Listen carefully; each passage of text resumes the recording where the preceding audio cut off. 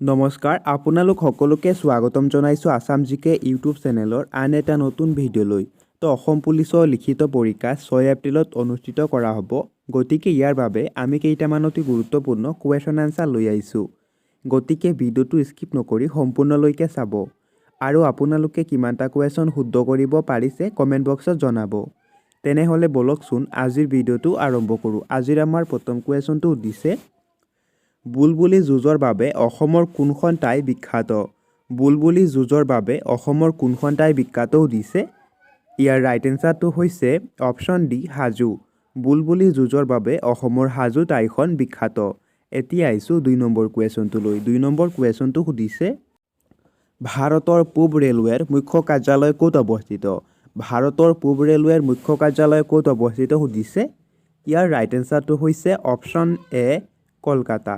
ভাৰতৰ পূব ৰেলৱেৰ মুখ্য কাৰ্যালয় কলকাতাত অৱস্থিত। এতিয়া আহিছোঁ 3 নম্বৰ কুৱেশ্যনটোলৈ। 3 নম্বৰ কুৱেশ্যনটো সুধিছে, নিজৰাৰ কবি বুলিলে কোনগৰাকী কবিক জনা যায়? নিজৰাৰ কবি বুলিলে কোনগৰাকী কবিক জনা যায় সুধিছে। তলত দিয়া অপশ্যনকেইটাৰ ভিতৰত ইয়াৰ শুদ্ধ উত্তৰটো হৈছে অপশ্যন চি শৈলধৰ ৰাজখোৱা। শৈলধৰ ৰাজখোৱাক নিজৰাৰ কবি বুলি কোৱা হয়। নেক্সট কুৱেশ্যনটো সুধিছে, কোনখন দেশৰ সংবিধান আটাইতকৈ দীঘল? কোনখন দেশৰ সংবিধান আটাইতকৈ দীঘল সুধিছে। তলত দিয়া অপশ্যনকেইটাৰ ভিতৰত ইয়াৰ শুদ্ধ উত্তৰটো হৈছে অপশ্যন ডি ভাৰতৰ। ভাৰতৰ সংবিধানখন হৈছে বিশ্বৰ আটাইতকৈ দীঘল সংবিধান। নেক্সট কুৱেশ্যনটো সুধিছে, ৰাষ্ট্ৰীয় বিজ্ঞান দিৱস কেতিয়া পালন কৰা হয়? ৰাষ্ট্ৰীয় বিজ্ঞান দিৱস কেতিয়া পালন কৰা হয় সুধিছে। তলত দিয়া অপশ্যনকেইটাৰ ভিতৰত ইয়াৰ শুদ্ধ উত্তৰটো হৈছে অপশ্যন বি 28 ফেব্ৰুৱাৰী। ৰাষ্ট্ৰীয় বিজ্ঞান দিৱস 28 ফেব্ৰুৱাৰী তাৰিখে পালন কৰা হয়। নেক্সট কুৱেশ্যনটো সুধিছে, ৰাষ্ট্ৰীয় ভোটাৰ দিৱস কেতিয়া পালন কৰা হয়? ৰাষ্ট্ৰীয় ভোটাৰ দিৱস কেতিয়া পালন কৰা হয় সুধিছে। তলত দিয়া অপশ্যন 4টাৰ ভিতৰত ইয়াৰ শুদ্ধ উত্তৰটো হৈছে অপশ্যন চি 25 জানুৱাৰী। ৰাষ্ট্ৰীয় ভোটাৰ দিৱস 25 জানুৱাৰী তাৰিখে পালন কৰা হয়। নেক্সট কুৱেশ্যনটো সুধিছে, পৃথিৱীৰ দ্বিতীয় বৃহত্তম মহাদেশখনৰ নাম কি? পৃথিৱীৰ দ্বিতীয় বৃহত্তম মহাদেশখনৰ নাম কি সুধিছে। তলত দিয়া অপশ্যনকেইটাৰ ভিতৰত ইয়াৰ শুদ্ধ উত্তৰটো হৈছে অপশ্যন এ আফ্ৰিকা। পৃথিৱীৰ দ্বিতীয় বৃহত্তম মহাদেশখনৰ নাম হৈছে আফ্ৰিকা মহাদেশ। নেক্সট কুৱেশ্যনটো সুধিছে, এজন ব্যক্তি ৰাষ্ট্ৰপতি পদত অধিষ্ঠিত হ'বলৈ নিম্নতম বয়স কিমান হ'ব লাগে? তলত দিয়া অপশ্যনকেইটাৰ ভিতৰত ইয়াৰ শুদ্ধ উত্তৰটো হৈছে অপশ্যন চি 35 বছৰ। এজন ব্যক্তি ৰাষ্ট্ৰপতি পদত অধিষ্ঠিত হ'বলৈ নিম্নতম 35 বছৰ বয়স হ'ব লাগে। নেক্সট কুৱেশ্যনটো সুধিছে, জ্ঞানপীঠ বঁটা লাভ কৰা প্ৰথমগৰাকী মহিলা কোন আছিল? তলত দিয়া অপশ্যন 4টাৰ ভিতৰত ইয়াৰ শুদ্ধ উত্তৰটো হৈছে অপশ্যন এ আশাপূৰ্ণা দেৱী। জ্ঞানপীঠ বঁটা লাভ কৰা প্ৰথমগৰাকী মহিলা হৈছে আশাপূৰ্ণা দেৱী। নেক্সট কুৱেশ্যনটো সুধিছে, বন্দে মাতৰম গীতটো কোনে ৰচনা কৰিছিল? বন্দে মাতৰম গীতটো কোনে ৰচনা কৰিছিল সুধিছে। তলত দিয়া অপশ্যন 4টাৰ ভিতৰত ইয়াৰ শুদ্ধ উত্তৰটো হৈছে অপশ্যন বি বংকিম চন্দ্ৰ চেটাৰ্জী। বন্দে মাতৰম গীতটো বংকিম চন্দ্ৰ চেটাৰ্জীয়ে ৰচনা কৰিছিল। নেক্সট কুৱেশ্যনটো সুধিছে, অসমৰ স্বীকৃতিপ্ৰাপ্ত প্ৰথমটো আঞ্চলিক দলৰ নাম কি? অসমৰ স্বীকৃতিপ্ৰাপ্ত প্ৰথমটো আঞ্চলিক দলৰ নাম কি সুধিছে। তলত দিয়া অপশ্যনকেইটাৰ ভিতৰত ইয়াৰ শুদ্ধ উত্তৰটো হৈছে অপশ্যন চি অসম গণ পৰিষদ। অসমৰ স্বীকৃতিপ্ৰাপ্ত প্ৰথমটো আঞ্চলিক দলৰ নাম হৈছে অসম গণ পৰিষদ। নেক্সট কুৱেশ্যনটো সুধিছে, BTADৰ মুখ্য কাৰ্যালয় ক'ত অৱস্থিত? BTADৰ মুখ্য কাৰ্যালয় ক'ত অৱস্থিত সুধিছে। তলত দিয়া অপশ্যনকেইটাৰ ভিতৰত ইয়াৰ শুদ্ধ উত্তৰটো হৈছে অপশ্যন বি কোকৰাঝাৰ। BTADৰ মুখ্য কাৰ্যালয় কোকৰাঝাৰত অৱস্থিত। নেক্সট কুৱেশ্যনটো সুধিছে, সৌৰজগতৰ আটাইতকৈ সৰু গ্ৰহ কোনটো? সৌৰজগতৰ আটাইতকৈ সৰু গ্ৰহ কোনটো সুধিছে। তলত দিয়া অপশ্যনকেইটাৰ ভিতৰত ইয়াৰ শুদ্ধ উত্তৰটো হৈছে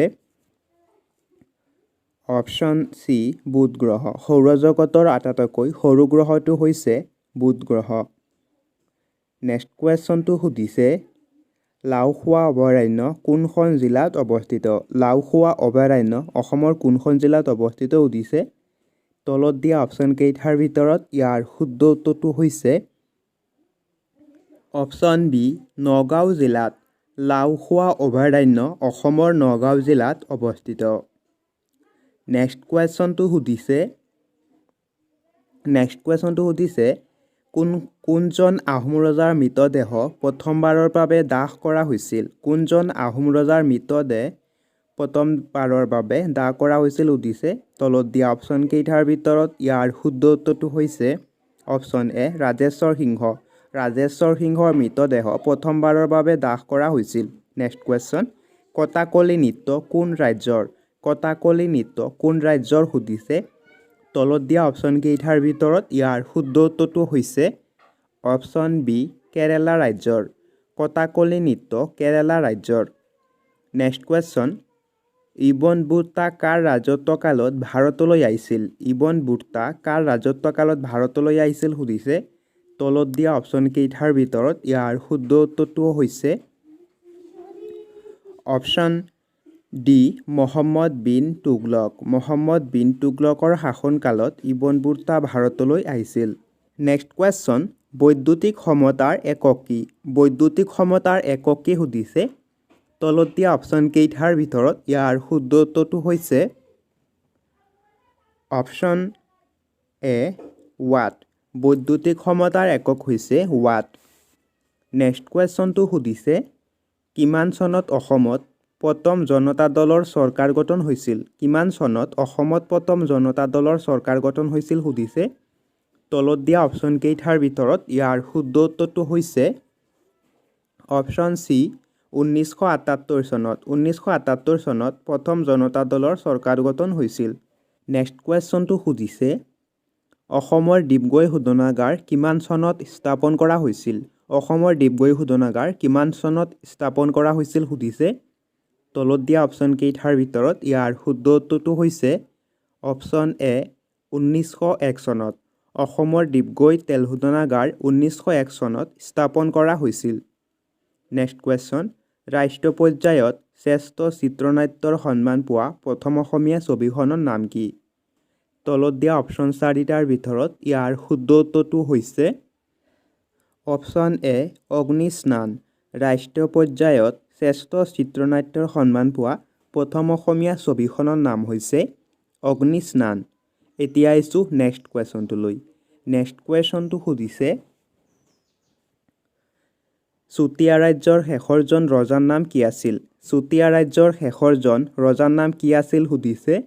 তলত দিয়া অপশ্যন চাৰিটাৰ ভিতৰত ইয়াৰ শুদ্ধ উত্তৰটো হৈছে অপশ্যন ডি নিত্যপাল বা নীতিপাল। চুতীয়া ৰাজ্যৰ শেষৰজন ৰজাৰ নাম হৈছে নিত্যপাল বা নীতিপাল।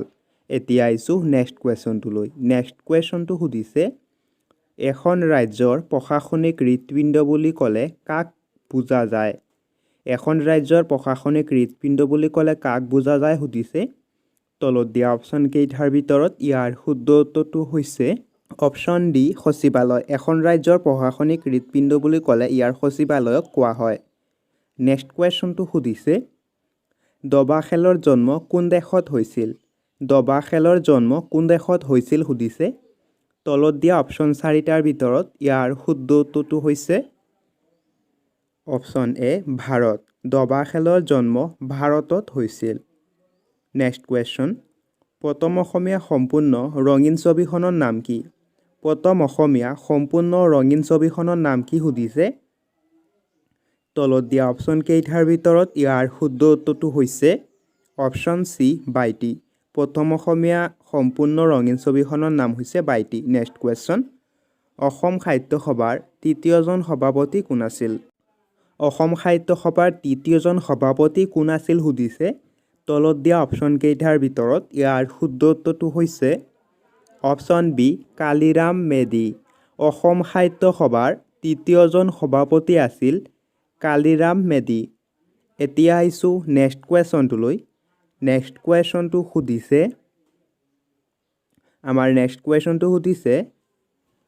আয়াৰলেণ্ডৰ মুদ্ৰাৰ নাম কি? আয়াৰলেণ্ডৰ মুদ্ৰাৰ নাম কি সুধিছে তলত দিয়া অপশ্যন 4টাৰ ভিতৰত ইয়াৰ শুদ্ধ উত্তৰটো হৈছে অপশ্যন এ ইউৰো আয়াৰলেণ্ডৰ মুদ্ৰাৰ নাম হৈছে ইউৰো নেক্সট কুৱেশ্যন বড়ো সাহিত্য সভাৰ মুখ্য কাৰ্যালয় ক'ত অৱস্থিত বড়ো সাহিত্য সভাৰ মুখ্য কাৰ্যালয় ক'ত অৱস্থিত সুধিছে তলত দিয়া অপশ্যন 4টাৰ ভিতৰত ইয়াৰ শুদ্ধ উত্তৰটো হৈছে অপশ্যন ডি কোকৰাঝাৰ বড়ো সাহিত্য সভাৰ মুখ্য কাৰ্যালয় কোকৰাঝাৰত অৱস্থিত নেক্সট কুৱেশ্যন পশ্চিমবংগৰ ৰাজধানী কি পশ্চিমবংগৰ ৰাজ্যৰ ৰাজধানীৰ নাম কি সুধিছে তলত দিয়া অপশ্যন কেইটাৰ ভিতৰত ইয়াৰ শুদ্ধ উত্তৰটো হৈছে অপশ্যন চি কলকাতা পশ্চিমবংগ ৰাজ্যৰ ৰাজধানীৰ নাম হৈছে Kolkata next question pink city বুলি কোনখন চহৰক জনা যায় পিংক চিটি বুলি ক'লে কোনখন চহৰক জনা যায় সুধিছে তলত দিয়া অপশ্যন কেইটাৰ ভিতৰত ইয়াৰ শুদ্ধ উত্তৰটো হৈছে option A Jaipur pink city বুলি ক'লে জয়পুৰ চহৰক জনা যায় নেক্সট কুৱেশ্যনটো সুধিছে অৰ্থনীতিৰ পিতৃপুৰুষ বুলি ক'লে কাক কোৱা হয় অৰ্থনীতিৰ পিতৃপুৰুষ বুলি ক'লে কাক কোৱা হয় সুধিছে তলত দিয়া অপশ্যন কেইটাৰ ভিতৰত ইয়াৰ শুদ্ধ উত্তৰটো হৈছে অপশ্যন চি আদাম স্মিথ অৰ্থনীতিৰ পিতৃপুৰুষ বুলি ক'লে আদাম স্মিথক কোৱা হয় নেক্সট কুৱেশ্যন নালন্দা বিশ্ববিদ্যালয় কোনখন ৰাজ্যত অৱস্থিত নালন্দা বিশ্ববিদ্যালয় কোনখন ৰাজ্যত অৱস্থিত সুধিছে তলত দিয়া অপশ্যন কেইটাৰ ভিতৰত ইয়াৰ শুদ্ধ উত্তৰটো হৈছে অপশ্যন চি বিহাৰ ৰাজ্যত নালন্দা বিশ্ববিদ্যালয় বিহাৰ ৰাজ্যত অৱস্থিত নেক্সট কুৱেশ্যনটো সুধিছে বৰাক উপত্যকাত সৰ্বমুঠ কিমানখন জিলা আছে বৰাক উপত্যকাত সৰ্বমুঠ কিমানখন জিলা আছে সুধিছে ইয়াৰ শুদ্ধ উত্তৰটো হৈছে অপশ্যন এ 3খন বৰাক উপত্যকাত মুঠ 3খন জিলা আছে আৰু সেই 3খন হৈছে কাছাৰ হাইলাকান্দি আৰু শ্ৰীভূমি নেক্সট কুৱেশ্যন অসমত আটাইতকৈ দীঘলীয়া কাৰ্যকালৰ মুখ্যমন্ত্ৰী হোৱা ব্যক্তিজন কোন আছিল তলত দিয়া অপশ্যন কেইটাৰ ভিতৰত ইয়াৰ শুদ্ধ উত্তৰটো হৈছে অপশ্যন বি তৰুণ গগৈ অসমত আটাইতকৈ দীঘলীয়া কাৰ্যকালৰ বাবে মুখ্যমন্ত্ৰী হোৱা ব্যক্তিজন হৈছে তৰুণ গগৈ নেক্সট কুৱেশ্যন অসমত আটাইতকৈ কম সময়ৰ বাবে মুখ্যমন্ত্ৰী হোৱা ব্যক্তিজন কোন আছিল তলত দিয়া অপশ্যন কেইটাৰ ভিতৰত ইয়াৰ শুদ্ধ উত্তৰটো হৈছে অপশ্যন ডি ভূমিধৰ বৰ্মন অসমত আটাইতকৈ কম সময়ৰ বাবে মুখ্যমন্ত্ৰী হোৱা ব্যক্তিজন হৈছে ভূমিধৰ বৰ্মন নেক্সট কুৱেশ্যনটো সুধিছে কিমান চনত নৰ্থ ইষ্ট কাউন্সিল গঠন কৰা হৈছিল সুধিছে তলত দিয়া অপশ্যন কেইটাৰ ভিতৰত ইয়াৰ শুদ্ধ উত্তৰটো হৈছে অপশ্যন চি 1971 চনত নৰ্থ ইষ্ট কাউন্সিল গঠন কৰা হৈছিল নেক্সট কুৱেশ্যন অসম চুক্তিৰ ফলস্বৰূপে গঠন হোৱা অসমৰ তেল শোধনাগাৰটোৰ নাম কি অসম চুক্তিৰ ফলস্বৰূপে গঠন হোৱা অসমৰ তেল শোধনাগাৰটোৰ নাম কি সুধিছে তলত দিয়া অপশ্যন কেইটাৰ ভিতৰত ইয়াৰ শুদ্ধ উত্তৰটো হৈছে অপশ্যন বি নুমলীগড় তেল শোধনাগাৰ অসম চুক্তিৰ ফলস্বৰূপে গঠন হোৱা অসমৰ তেল শোধনাগাৰটোৰ নাম হৈছে নুমলীগড় তেল শোধনাগাৰ নেক্সট কুৱেশ্যন লুইত কোঁৱৰ বুলি কাক কোৱা হয় লুইত কোঁৱৰ বুলি ক'লে কাক কোৱা হয় সুধিছে তলত দিয়া অপশ্যন কেইটাৰ ভিতৰত ইয়াৰ শুদ্ধ উত্তৰটো হৈছে অপশ্যন চি ৰুদ্ৰ বৰুৱা লুইত কোঁৱৰ বুলি ক'লে ৰুদ্ৰ বৰুৱাক কোৱা হয় নেক্সট কুৱেশ্যন অযোধ্যাৰ ৰাম মন্দিৰৰ মুঠ উচ্চতা কিমান সুধিছে তলত দিয়া অপশ্যন কেইটাৰ ভিতৰত ইয়াৰ শুদ্ধ উত্তৰটো হৈছে অপশ্যন ডি 161 ফুট অযোধ্যাৰ ৰাম মন্দিৰৰ মুঠ উচ্চতা হৈছে 161 ফুট নেক্সট কুৱেশ্যন তলৰ কোনখন ঠাইত মুদ্ৰা প্ৰস্তুত কৰা কাৰখানা আছে সুধিছে তলত দিয়া অপশ্যন কেইটাৰ ভিতৰত ইয়াৰ শুদ্ধ উত্তৰটো হৈছে অপশ্যন বি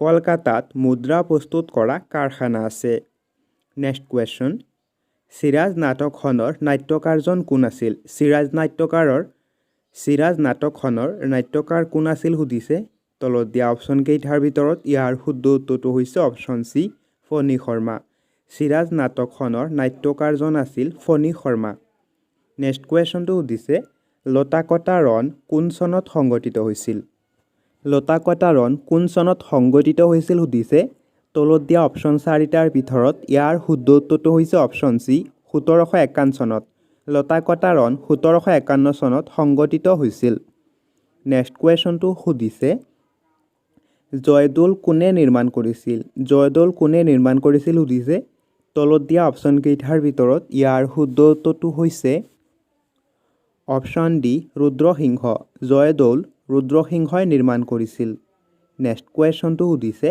মুম্বাইৰ পুৰণি নাম কি মুম্বাইৰ পুৰণি নাম কি সুধিছে তলত দিয়া অপশ্যন কেইটাৰ ভিতৰত ইয়াৰ শুদ্ধ উত্তৰটো হৈছে অপশ্যন ডি বোম্বাই মুম্বাইৰ পুৰণি নাম হৈছে বোম্বাই নেক্সট কুৱেশ্যনটো সুধিছে ত্ৰিপুৰাৰ ৰাজধানী কি ত্ৰিপুৰাৰ ৰাজধানীৰ নাম কি সুধিছে ইয়াৰ শুদ্ধ উত্তৰটো হ'ব অপশ্যন বি আগৰতলা ত্ৰিপুৰা ৰাজ্যৰ ৰাজধানীৰ নাম হৈছে আগৰতলা এতিয়া আহিছোঁ নেক্সট কুৱেশ্যনটোলৈ নেক্সট কুৱেশ্যনটো সুধিছে সূৰ্যৰ ৰশ্মিৰ পৰা দেহে কি ভিটামিন আহৰণ কৰে সূৰ্যৰ ৰশ্মিৰ পৰা দেহে কি ভিটামিন আহৰণ কৰে সুধিছে তলত দিয়া অপশ্যন কেইটাৰ ভিতৰত ইয়াৰ শুদ্ধ উত্তৰটো হৈছে অপশ্যন বি ভিটামিন ডি সূৰ্যৰ ৰশ্মিৰ পৰা দেহে ভিটামিন ডি আহৰণ কৰে নেক্সট কুৱেশ্যনটো সুধিছে আন্তৰ্জাতিক নাৰী দিৱস কিমান তাৰিখে পালন কৰা হয় আন্তৰ্জাতিক নাৰী দিৱস কিমান তাৰিখে পালন কৰা হয় সুধিছে তলত দিয়া অপশ্যন কেইটাৰ ভিতৰত ইয়াৰ শুদ্ধ উত্তৰটো হৈছে অপশ্যন এ 8 মাৰ্চ আন্তৰ্জাতিক নাৰী দিৱস 8 মাৰ্চ তাৰিখে পালন কৰা হয় নেক্সট কুৱেশ্যন শোণিতপুৰ কোন ৰজাৰ ৰাজধানী আছিল শোণিতপুৰ কোন ৰজাৰ ৰাজধানী আছিল সুধিছে ইয়াৰ শুদ্ধ উত্তৰটো হ'ব অপশ্যন বি বাণ ৰজা শোণিতপুৰ বাণ ৰজাৰ ৰাজধানী আছিল নেক্সট কুৱেশ্যনটো সুধিছে উত্তৰ ভাৰতৰ ভাস্কৰ বৰ্মনৰ সমসাময়িক ৰজা কোন আছিল উত্তৰ ভাৰতৰ ভাস্কৰ বৰ্মনৰ সমসাময়িক ৰজা কোন আছিল সুধিছে তলত দিয়া অপশ্যন কেইটাৰ ভিতৰত ইয়াৰ শুদ্ধ উত্তৰটো হৈছে অপশ্যন চি হৰ্ষবৰ্ধন উত্তৰ ভাৰতৰ ভাস্কৰ বৰ্মনৰ সমসাময়িক ৰজা আছিল হৰ্ষবৰ্ধন বন্ধুসকল ভিডিঅ'টো চাই যদি ভাল লাগিছে ভিডিঅ'টোত এটা লাইক কৰি চেনেলটো ছাবস্ক্ৰাইব কৰি দিব আৰু আপোনাৰ বন্ধু বান্ধৱীৰ লগত ভিডিঅ'টো শ্বেয়াৰ কৰি দিব